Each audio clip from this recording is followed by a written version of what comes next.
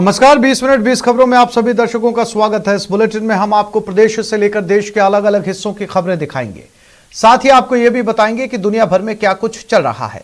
तो चलिए शुरू करते हैं 20 मिनट में 20 खबरों का सिलसिला। सबसे पहले खबर अपने प्रदेश राजस्थान की। स्कूल की तस्वीरें देखकर अंदाजा हो गया होगा कि ये कितना खास है और इसी खासियत की वजह से इस स्कूल को राजस्थान के पहले पर्यटन स्कूल का दर्जा मिला है। पहले पर्यटन स्कूल से सम्मानित ये जालोर जिले के कागमाला गांव स्थित राजकीय उच्च माध्यमिक विद्यालय है, जहां की चर्चा सौर मंडल, गणितीय garden, Bapu Vatika, Covid vaccination model, train और प्लेन मॉडल की वजह से प्रदेश भर में हो रही है। बताया जा रहा है कि यहाँ के प्रिंसिपल नारायण लाल जीनगर ने अपने 3 साल के कार्यकाल में स्कूल का कायाकल्प कर दिया है। उनके नवाचार की वजह से ही इस विद्यालय को प्रदेश का पहला पर्यटन विद्यालय का दर्जा मिला है। इनके मन में कुछ था कि विद्यार्थियों को क्लासरूम से बाहर किस प्रकार से खेल खेल में शिक्षा दी जाए। इसके लिए विद्यार्थियों के लिए आप द्वारा ये पूरा गणित का गार्डन तैयार किया गया।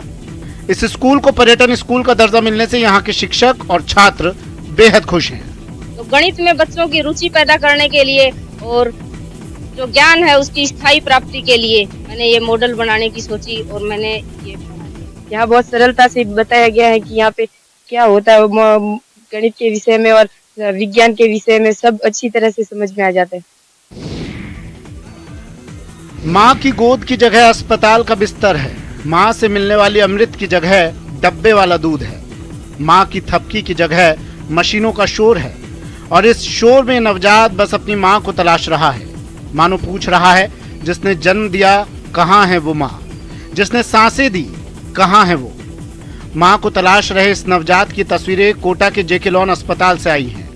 बताया जा रहा है कि 15 दिनों का नवजात नहर किनारे कंटीली झाड़ियों में ठंड से कांपता मिला था। बच्चे की हालत खराब थी, लिहाजा इसे जेके लॉन अस्पताल में भर्ती करवाया गया। और बच्चे की स्थिति जब लेके आए, जब बहुत ही गंभीर स्थिति में था।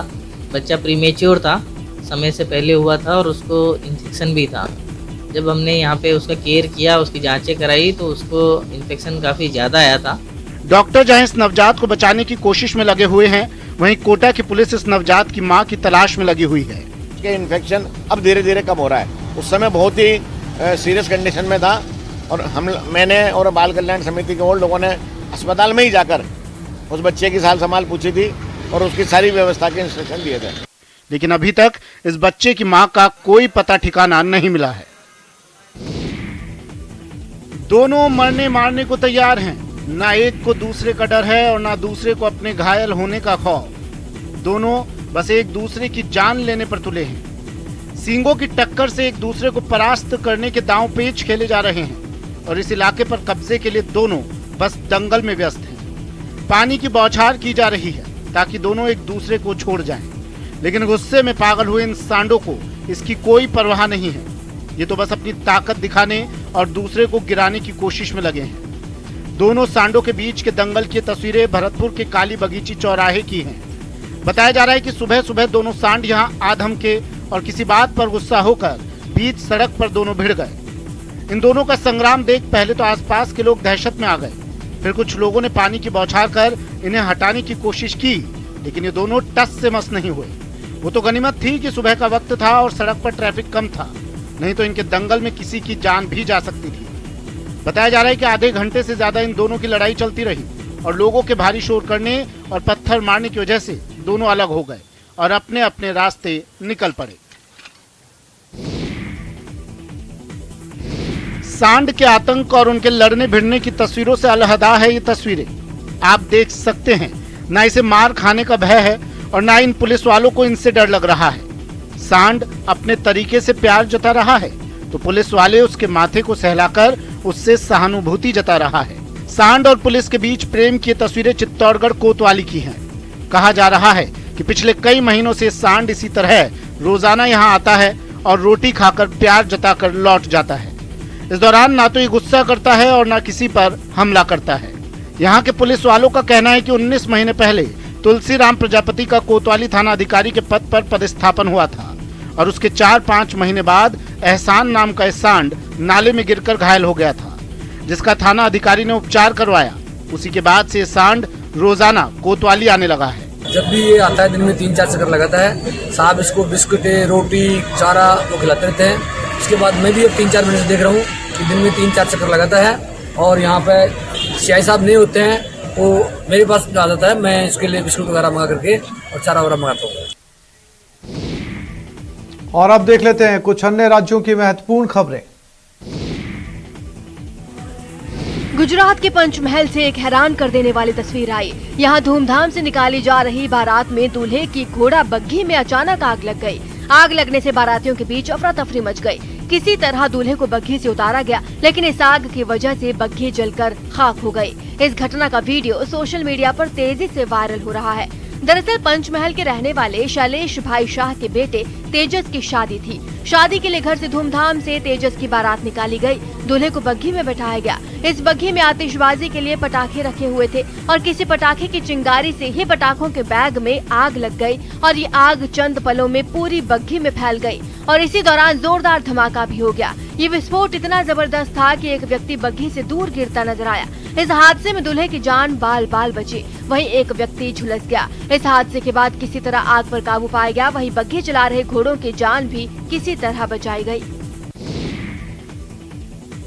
छत्तीसगढ़ के रायपुर से एक दिल दहला देने वाला वीडियो सामने आया है। वहां शादी समारोह के दौरान हादसे से हड़कंप मच गया। शादी के लिए दूल्हा और दुल्हन एक झूले पर सवार थे, जिसे क्रेन की मदद से हवा में लटकाया गया था, लेकिन तभी झूले की रस्सी टूट गई और उसमें मौजूद जोड़ा धड़ाम से नीचे आ गिरा। इससे पहले वहां जश्न का माहौल था। जिस स्टेज पर दूल्हा और दुल्हन को आना था, वहां कई कलाकार डांस कर रहे थे। जश्न में डूबे लोग भी अपने फोन से इस पल को रिकॉर्ड करने में जुटे थे।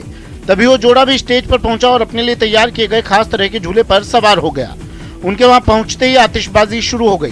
क्रेन के सहारे झूला धीरे धीरे ऊपर की तरफ जाने लगा।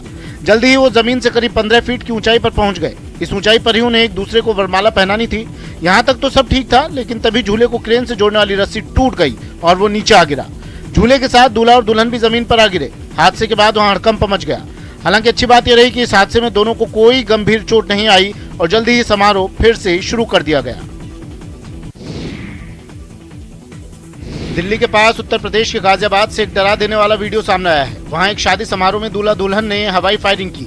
ये घटना 9 दिसंबर की बताई जा रही है, जिसका वीडियो सामने आने पर पुलिस ने मामले का संज्ञान ले लिया है।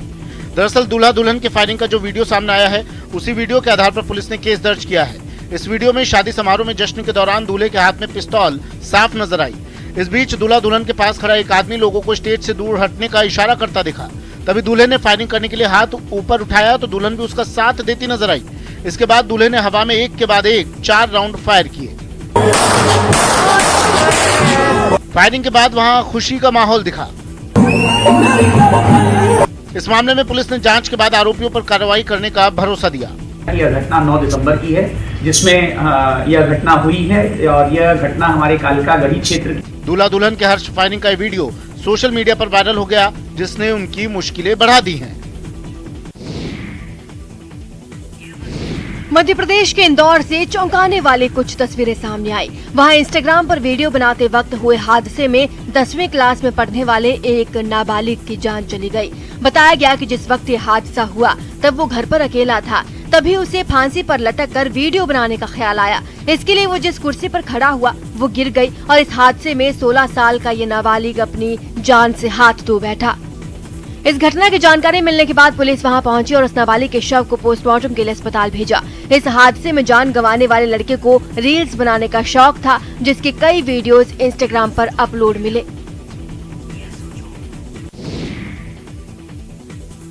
मध्य प्रदेश के सागर से दिल दहला देने वाली तस्वीरें सामने आई। वहां सड़क पर साइकिल से जा रहे एक आदमी को तेज रफ्तार ट्रक ने टक्कर मार दी। बताया गया कि हादसा नेशनल हाईवे पर हुआ, जिसमें साइकिल सवार की मौत हो गई।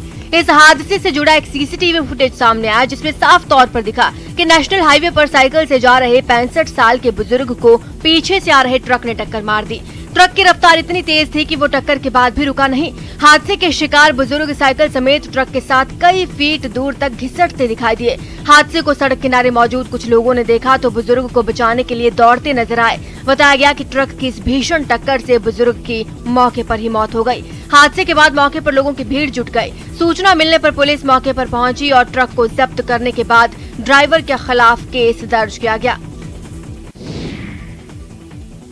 उत्तर प्रदेश की योगी सरकार ने चुनाव से पहले मुफ्त सरकारी राशन के साथ कई दूसरी चीजें देनी भी शुरू कर दी हैं, जिसके लिए लोगों की भीड़ जुटने लगी। उत्तर प्रदेश में सरकारी राशन की दुकानों पर मुफ्त राशन के साथ तेल, नमक और दाल जैसी चीजें भी दी जा रही हैं, जिनकी जानकारी मिलते ही सरकारी राशन की दुकानों पर लोगों की भीड़ उमड़ने लगी। राशन के लिए लोगों की कतारें लग गईं, जो अपने हिस्से का राशन लेते नजर आए। योजना की जानकारी देने के लिए राशन की सरकारी दुकान के ऊपर एक बड़ा सा पोस्टर भी लगाया गया। पोस्टर में सबसे ऊपर की लाइन आप देखें, डबल राशन का उपहार, डबल इंजन की सरकार। हालांकि कोरोना की वजह से केंद्र सरकार पहले से ही राशन कार्ड वालों को मुफ्त राशन दे रही है, जिसमें ज्यादातर गेहूं और चावल जैसे अनाज ही दिए जाते थे। लेकिन अब योगी सरकार ने इसमें 1 किलो खाने का तेल, नमक और दाल देना भी शुरू कर दिया। इन चीजों के मिलने से लोग भी खुश नजर आए और उन्होंने इसे बढ़ती महंगाई में बड़ी राहत बताया। को 7-8 किलो चावल मिलते हैं, बाकी 12 किलो गेहूं मिलती है। अब मेरे को 3 चीजें मिली हैं। राशन के इन पैकेटों पर प्रधानमंत्री नरेंद्र मोदी और मुख्यमंत्री योगी की तस्वीरें भी लगाई गई। यही नहीं, राशन ले जाने के लिए जो थैले दिए गए उसमें भी यही तस्वीरें छपी नजर आई। हालांकि प्रशासन ने इसके पीछे राशन की कालाबाजारी रोकने और उसे जरूरतमंदों तक पहुंचाने की दलील दी। उत्तराखंड में चुनाव से पहले भू कानून का मुद्दा गर्मा गया है। उत्तराखंड में सरकार ने पहाड़ी और मैदानी इलाकों में कृषि भूमि की खरीद की सीमा खत्म कर दी है, जिसका मतलब ये निकाला गया कि दूसरे राज्यों के लोग जितनी चाहें उतनी जमीन खरीद सकते हैं। और इसी बात पर वहां के बहुत सारे लोग भड़क गए और देहरादून के गांधी पार्क में प्रदर्शन करने पहुंच गए। इन लोगों ने नारे लगाते हुए उत्तराखंड में हिमाचल प्रदेश जैसे मजबूत भू कानून की मांग की। इन लोगों ने देहरादून से पूरे राज्य में हजारों किलोमीटर की यात्रा निकालने का ऐलान भी किया और ये घोषणा भी कर दी कि आने वाले समय में उनका आंदोलन और तेज होगा। एक नारा रहेगा इस यात्रा का, अब की बार पहाड़ का कानून पहाड़ी लिखेगा। उत्तराखंड में राज्य सरकार ने केवल कृषि भूमि की खरीद की सीमा ही नहीं खत्म की, बल्कि 30 साल तक जमीन लीज और पट्टे पर लेने का रास्ता भी खोल दिया। आपको बता दें कि उत्तराखंड में लगातार भू कानून की मांग उठ रही है। इसी को लेकर उत्तराखंड की राजधानी देहरादून के गांधी पार्क से उत्तराखंड मांगे सशक्त भू कानून नाम की यात्रा निकाली गई। ये यात्रा 1000 किलोमीटर की रहेगी, जिसमें उत्तराखंड के तमाम पहाड़ी जिलों को कवर किया जाएगा। धर्मशाला के साइंस स्टेडियम में हिमाचल प्रदेश के पहले ड्रोन मेले का आयोजन किया गया। इस ड्रोन मेले में देश भर की अलग अलग कंपनियों और संस्थाओं की ओर से ड्रोन प्रदर्शनी के लिए रखे गए थे। अलग अलग कैपेसिटी और अलग अलग काम आने वाले इन ड्रोन को देखकर यहां आने वाले लोग बेहद खुश नजर आए। खास बात यह है कि इस ड्रोन मेले में प्रदेश भर के शैक्षणिक संस्थानों के स्टूडेंट्स पहुंचे और इन्होंने ड्रोन की तकनीक को लेकर कई सवाल किए, जिनके जवाब संबंधित विशेषज्ञों ने दिए। प्रेरणा मिली, हम यहाँ पे आए, हमें नई नई चीजें देखने को मिली, नई नई आइडियाज आए, तो अभी हमें आगे कुछ नया करने को मिलेगा। इस मेले की शुरुआत सूचना प्रौद्योगिकी मंत्री डॉक्टर रामलाल मारकंडा ने की। कहा, राज्य में ड्रोन तकनीक को बढ़ावा देने के लिए कारगर कदम उठाए जाएंगे। इसके लिए प्रशिक्षण संस्थान भी खोले जाएंगे ताकि युवा पीढ़ी ड्रोन तकनीक के क्षेत्र में रोजगार हासिल कर सके।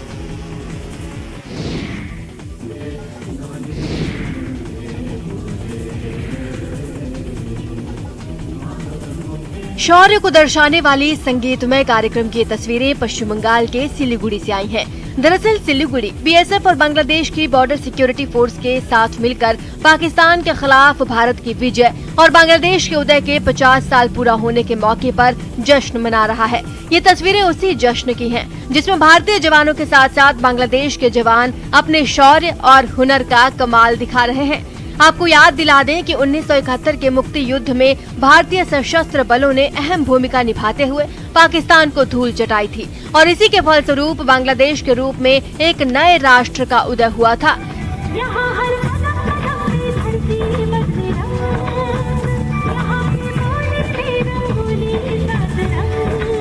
इस मुक्ति युद्ध में मिली ऐतिहासिक जीत के 50 साल पूरा होने के उपलक्ष्य में भारत में स्वर्णिम विजय वर्ष के रूप में मनाया जा रहा है और सेना, बीएसएफ समेत दूसरे सुरक्षा बलों की ओर से कई कार्यक्रमों का आयोजन किया जा रहा है।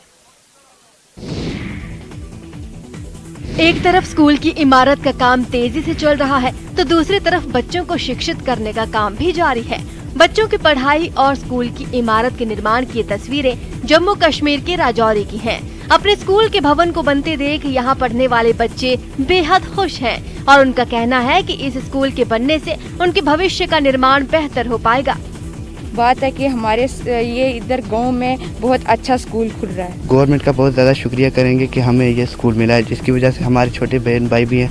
मुझे ये खुशी है कि मेरे छोटे बहन भाई आके यहाँ पढ़ेंगे, यहाँ नया स्कूल खुलने वाला है। आपको बता दें, जम्मू कश्मीर के राजौरी में 2 जबकि पुंछ, अनंतनाग, कुलगाम और बांदीपुरा जिलों में एक एकलव्य स्कूल के संचालन का फैसला लिया गया है। इसके लिए national educational society for tribal students की ओर से तेजी से काम किया जा रहा है। केंद्र सरकार ने 50% से ज्यादा जनजातीय आबादी और 20,000 जनजातीय जनसंख्या वाले प्रत्येक प्रखंड में एकलव्य आदर्श आवासीय विद्यालय या फिर एकलव्य मॉडल रेजिडेंशियल स्कूल खोलने को मंजूरी दी थी। उसी के तहत ये स्कूल बनाया जा रहा है।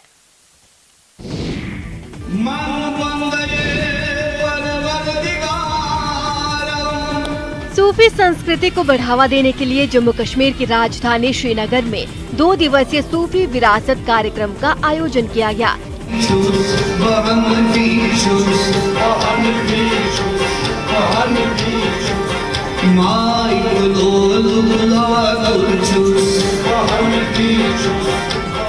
इस सूफी विरासत कार्यक्रम में स्थानीय कलाकारों ने अपनी खास कला से यहाँ मौजूद लोगों का दिल जीत लिया।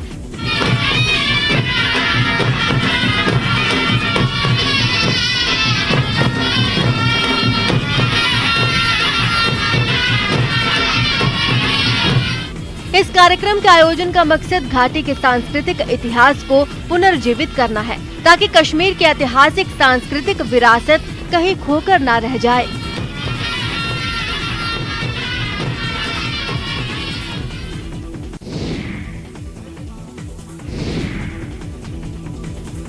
हजारों लोग निकल पड़े हैं, हाथों में तख्तियां लिए, दिल में गुस्सा लिए और इंसाफ के लिए नारे लगाते हुए।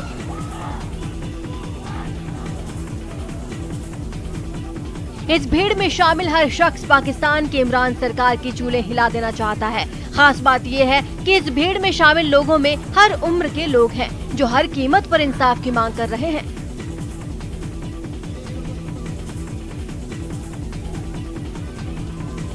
पाकिस्तान सरकार के खिलाफ प्रदर्शन की तस्वीरें पाक अधिकृत कश्मीर के मिरपुर की हैं। दरअसल मिरपुर के डेडियार इलाके में एक छोटी सी बच्ची का अपहरण कर उसके साथ रेप किया गया और फिर उसकी हत्या कर दी गई थी।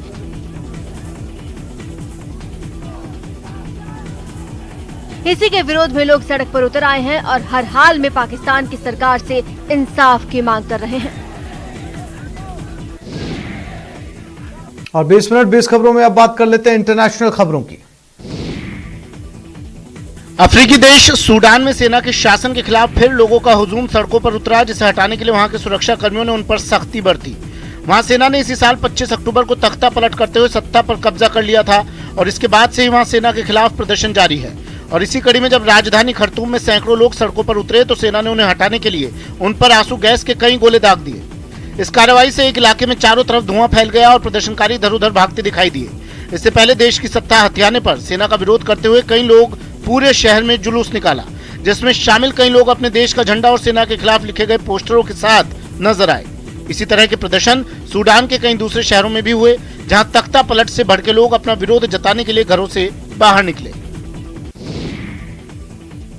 स्वीडन के दक्षिणी इलाके के पास बाल्टिक सागर में 2 कार्गो जहाज की आपस में टक्कर हो गई। इस हादसे में एक आदमी की जान चली गई तो दूसरा लापता बताया गया, जिसके बाद स्वीडन ने कोस्ट गार्ड के जवानों के साथ राहत और बचाव की कई टीमें समंदर में उतार दी ताकि जहाज में फंसे दूसरे लोगों की जान बचाई जा सके। इसके लिए कई छोटी छोटी नावों को भी पानी में उतारा गया, जिन पर राहत दल के जवान सवार होकर अपने मिशन की तरफ बढ़ते दिखाई दिए। बताया गया कि उन नावों के अलावा इस रेस्क्यू ऑपरेशन में हवाई जहाज और हेलीकॉप्टर की भी मदद ली गई। Vi letar efter 2 personer som befaras så, eller vi hoppas finns kvar ombord på båten. वहीं इस टक्कर के बाद एक जहाज समंदर में पूरी तरह पलट गया। खबर है कि दोनों जहाजों में से एक जहाज डेनमार्क का तो दूसरा जहाज ब्रिटेन का था। पुर्तगाल से सांसें अटका देने वाला एक वीडियो सामने आया है। वहां चौथे अंतर्राष्ट्रीय सर्फिंग चैलेंज में हिस्सा लेने के लिए अमेरिका से लेकर फ्रांस और ब्राजील जैसे देशों के 18 प्रतियोगी अपने हुनर का लोहा मनवाने पहुंचे और फिर जो तस्वीरें सामने आई उनमें समंदर का एक बेहद रोमांचक खेल का मैदान बना नजर आया। धुरंधर सर्फर विशाल समंदर की विकराल लहरों से मुकाबला करते दिखे। बिजली की रफ्तार से आती तेज लहरों को देखकर ऐसा लगा मानो वो शिकार करने के लिए आगे बढ़ रही हों, लेकिन सर्फर्स ने भी कच्ची गोटियां नहीं खेली थी। वो लहरों को चकमा देकर आगे निकल गए। सर्फिंग चैलेंज का खिताब अपने नाम करने के लिए प्रतियोगी जी जान लगाए दिखे, बल्कि कहा जाए तो वो अपनी जान की बाजी लगाए नजर आए। लेकिन उनके स्टंट ने वाहवाही भी खूब बटोरी।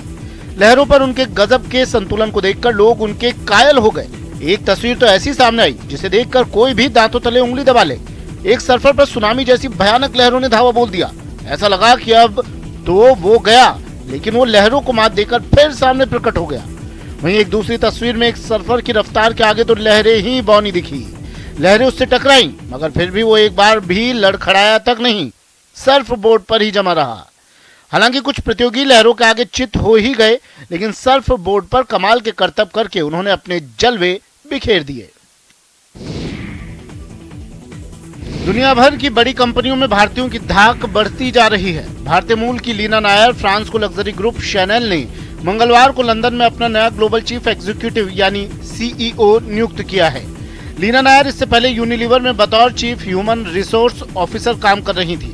फ्रांस की लग्जरी ग्रुप शैनेल, जिसकी सीईओ बनने जा रही हैं लीना नायर, वो शैनेल ग्रुप अपने ट्वीड सूट, क्विल्टेड हैंडबैग और नंबर 5 परफ्यूम के लिए जानी जाती है।